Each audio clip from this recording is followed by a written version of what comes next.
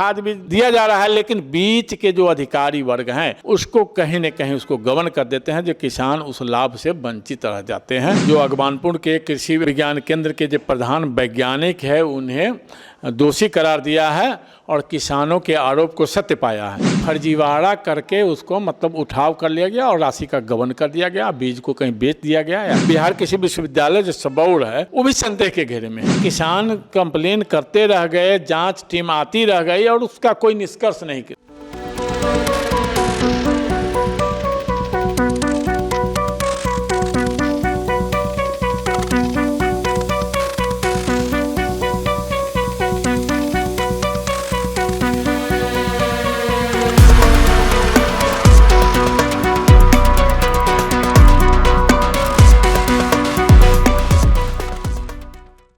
नमस्कार, first look Bihar देखना शुरू कर चुके हैं आप और मैं हूं निशा श्री। और जैसा कि आप जानते हैं कि किसान जो हैं वो हमेशा एक शोषित वर्ग है और मुझे नहीं लगता कि आने वाले समय में कुछ इनका भला होने वाला है, क्योंकि आए दिन कोई नई खबर हमारे सामने आती है कि किस तरह से जो है वो किसानों को जो है सरकार उनको लाभ देती है, लेकिन उन तक कोई लाभ पहुँच नहीं पाता है, क्योंकि बीच में ही जो है वो शोषण करने वाले लोग उसका फ़ायदा उठा जाते हैं।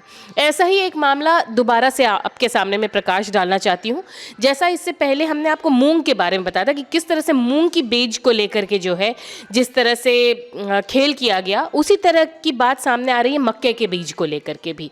इस बारे में क्या है पूरी जानकारी, ये आपके सामने रखेंगे हमारे वरिष्ठ पत्रकार रविंद्र कुमार सिंह जी। सहरसा का मामला हम लोग हाल ही में चलाया था कि सहरसा में जो एक अगवानपुर कृषि विज्ञान केंद्र है उसके तहत 5 गाँवों को देना था मूंग और मक्का के बीज, और उसमें बीज मुफ्त देना था। उसका जुताई भी कृषि विज्ञान केंद्र के द्वारा ही जुताई कराना था, मतलब हर कुछ उसमें मुफ्त में था, उसमें दवा तक भी मुफ्त में दिया जाना था। लेकिन जो उसमें मामला आया उसमें था क्या, जो अधिकांश किसानों के नाम पर फर्जी तरीके से हस्ताक्षर करके या जो मृत किसान हैं उनके नाम पर बीज का उठाव दर्शा दिया गया, खेत की जुताई तक को दिखाया गया, जिसमें हम लोग ये बताए हैं कि जो एक दिन में एक ट्रैक्टर से 250 एकड़ मतलब खेत को जोत दिया गया, मतलब इतना तक फर्जीवाड़ा किया गया था। उसमें है क्या, जो सहरसा कृषि विज्ञान केंद्र अगवानपुर है उसके तहत बेला, पुरिख, बड़हशेर, बखनी और समदा 5 गांव के किसानों को देना था मूंग का बीज और मक्का का बीज, और उसमें करीब 250 एकड़ में मूंग की बुआई करनी थी और 219 एकड़ में मक्का की बुआई।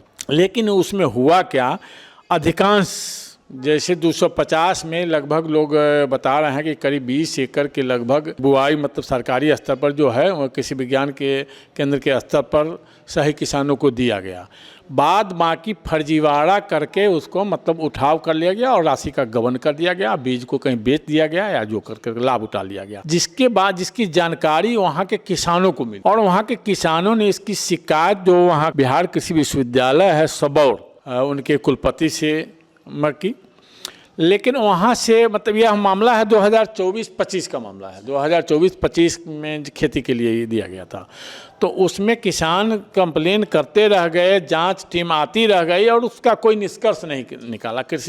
बिहार कृषि विश्वविद्यालय जो सबौर है वो भी संदेह के घेरे में है, उनके अधिकारी भी संदेह के घेरे में है। आखिर वो जांच करते रहे लेकिन किसी निष्कर्ष पर नहीं पहुंचे, जिसके बाद वहाँ के किसानों ने भारतीय कृषि अनुसंधान परिषद अटारी पटना को भी दी। तो वहाँ से भी टीम आई, उस टीम के लोग ने वित्तीय अनियमितता का आरोप लगाते हुए अपना रिपोर्ट दे दिया, लेकिन उसके बाद भी कोई कार्रवाई नहीं हुई। जिसके बाद वहाँ के किसान फिर से, लेकिन किसान पीछे नहीं हटे। जब किसानों के को यह जानकारी मिल गई कि उनके हक का घोटाला हुआ है, उनके हक का फर्जी तरीके से उठाव कर लिया गया है, तो किसान भी संघर्ष करते रह गए। किसान फिर वहाँ के जिलाधिकारी से मिले, जिसके बाद जिलाधिकारी मतलब सहरसा के जिलाधिकारी ने मामले को गंभीरता से लिया और उन्होंने वहाँ के जिला कृषि पदाधिकारी को जांच की जिम्मेदारी दी। जब जिला कृषि पदाधिकारी गए तो जितने भी किसानों के नाम पर फर्जी मतलब उठाव किया गया था, हर किसानों से बात की और जो मृत किसानों के नाम पर दिया गया था उस मृत किसान के परिजनों से भी बात की। कोई 40-50 साल जो पहले मर गए थे उनके नाम पर भी उठाव किया गया था, उनके नाम पर भी दिखाया गया था, फर्जी दस्तखत करके दिखाया गया था। तो उस जांच के बाद जो जांच रिपोर्ट जिला कृषि पदाधिकारी बनाए हैं, उस जांच में मतलब जो अगवानपुर के कृषि विज्ञान केंद्र के जो प्रधान वैज्ञानिक है उन्हें दोषी करार दिया है और किसानों के आरोप को सत्य पाया है। और उन्होंने अनुशंसा की है कि इस पर कृषि विज्ञान केंद्र के प्रधान वैज्ञानिक पर प्राथमिकी दर्ज कर उन पर विभागीय कार्रवाई की जाए। तो आप सोचिए कि किस तरह से मृत लोगों के व्यक्ति के नाम पर भी, जो कि 50 साल पहले मृत हो चुके हैं, उनके नाम पर हस्ताक्षर करके बीज का उठावन कर लिया गया है। शिकायत करने के बावजूद कार्रवाई करने के लिए कोई तैयार नहीं है। तो अब किसानों की क्या मांग है? अगर उन्होंने आपसे संपर्क किया तो उनकी आगे की मांग? देखिए, किसानों का यह कहना है कि एक अगवानपुर का मामला जब उनके सामने आ गया तो उन्होंने अपना आवेदन दे करके किसी तरह लगातार संघर्ष करते रहे जो जांच हो। लेकिन अब किसानों का यह कहना है जो हो सकता है बिहार के अन्य कृषि वैज्ञानिक केंद्र जो है कृषि विज्ञान केंद्र,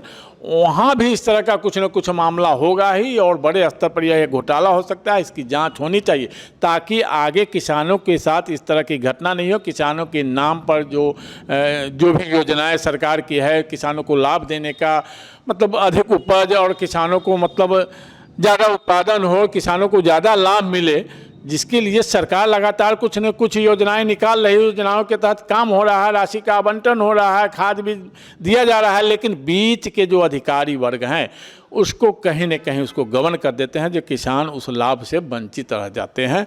जिसके लिए पूरे बिहार में इस तरह की जांच, हर कृषि विज्ञान केंद्र की जांच होनी चाहिए जो कहाँ से किस तरह का गबन किया गया है, तभी किसानों को इसका लाभ मिल सकता है। और वही नहीं, कोई निलंबन, कोई FIR, उससे कुछ लाभ नहीं हो सकता। उनको बर्खास्त करके उनको जेल में भेजना होगा, तब किसानों की हकमारी को बचाया जा सकता है। इस तरह के निलंबन कर दे, फिर कुछ दिनों के बाद निलंबन मुक्त कर दे, उससे तो कुछ होने वाला है नहीं। इसके लिए ठोस कार्रवाई करने के बाद ही लोग डरेंगे और जिसके बाद किसानों की हकमारी को बंद किया जा सकता है। तो आगे आपको क्या लगता है कि कौन इस पे एक्शन लेंगे जिससे कि इस पूरे मामले को सुलझाया जा सकता है? अभी भी अगर मामले को संज्ञान में लिया जाए और बिल्कुल सीरियस तरीके से इसकी जांच की जाए तो शायद इसमें कुछ सुधार हो जाए। ये लेवल आपको क्या लगता है, नेक्स्ट प्रोसेस क्या होगा? देखिए, हम लोग जो लगातार खाद की समस्या को लेकर ही, किसानों की खाद की जो समस्या है लगातार चला रहे हैं। कृषि मंत्री से लेकर के सारे अधिकारी लगातार निर्देश देते जा रहे हैं, जांच टीम, कार्रवाई, छापेमारी सब शुरू है। लेकिन निष्कर्ष क्या निकला? निष्कर्ष यही निकला जो अभी भी किसानों को ब्लैक से खाद खरीदना पड़ रहा है।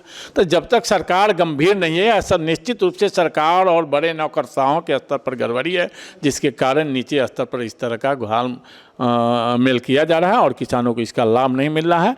इसमें बहुत बड़े पैमाने पर जांच की ज़रूरी है और इसमें नीचे से ऊपर तक की संलिप्तता जब तक बंद नहीं होगी तब तक किसानों का शोषण होता रहेगा और किसानों का लाभ नहीं मिल पाएगा।